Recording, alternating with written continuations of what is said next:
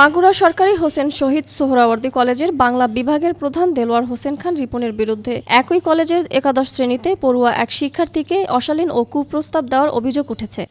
এ বিষয়ে ভুক্তভোগী ওই শিক্ষার্থী সুষ্ঠু বিচার চেয়ে কলেজের অধ্যক্ষ প্রফেসর ডক্টর মোহাম্মদ আলহাস উদ্দিন আহমেদের নিকট লিখিত অভিযোগ দিয়েছেন। বাংলা বিভাগের হেড যে রিপন স্যার, তার সাথে আমার কথা হয়েছিল সাজেশনের বিষয়ে।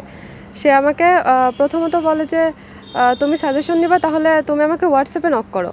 তো রীতিমতো আমি স্যারকে আমার নাম্বার দিই, স্যার আমাকে হোয়াটসঅ্যাপে নক করে আমার সাথে অশ্লীল কথাবার্তা বলে।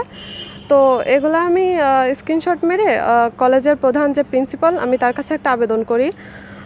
কিন্তু এর বিচার আমি এখনও পর্যন্ত পাই নাই। আজ 12 থেকে 13 দিন হয়ে গেল, কিন্তু এর বিচার হয় নাই। কলেজ কর্তৃপক্ষের কাছে অনুরোধ এবং দৃষ্টি আকর্ষণ আমরা করতেছি যে আমরা এর একটা সলিউশন চাই অবশ্যই। কলেজের অধ্যক্ষ প্রফেসর ডক্টর মোহাম্মদ আলহাস উদ্দিন জানান, কলেজের শিক্ষক দেলোয়ার হোসেনের বিরুদ্ধে একজন শিক্ষার্থীকে অশালীন কথা বলা ও অনৈতিক প্রস্তাবের বিষয়ে জানতে পেরেছি ও লিখিত অভিযোগও পেয়েছি। এই ঘটনায় 3 সদস্যের একটি তদন্ত কমিটি গঠন করা হয়েছে। প্রথমে 5 কার্যদিবসের মধ্যে তদন্ত শেষ করার কথা থাকলেও আরও 1 সপ্তাহের সময় দাবি করেছেন তদন্ত কমিটি, তাই তাদেরকে সময় দেওয়া হয়েছে।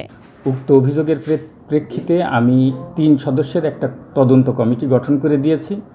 তদন্ত কমিটি প্রথমে 5 কর্মদিবস সময় নিয়েছিল, কিন্তু এই সময়ের মধ্যে তদন্ত কার্যক্রম শেষ করতে পারেনি। আমার কাছে আরও 7 কর্মদিবস সময় চেয়েছে। আমি তাদের আবেদনের প্রেক্ষিতে আমি বিবেচনা করে সময় দিয়েছি, তার তদন্ত কার্যক্রম চালিয়ে যাচ্ছে। এ বিষয়ে অভিযুক্ত শিক্ষক মোহাম্মদ দেলোয়ার হোসেন খান রিপনের কাছে জানতে চাইলে তিনি কোনো কথা বলতে রাজি হননি। বলছে যে আমি দিব, কিন্তু তদন্তটা হয়নি।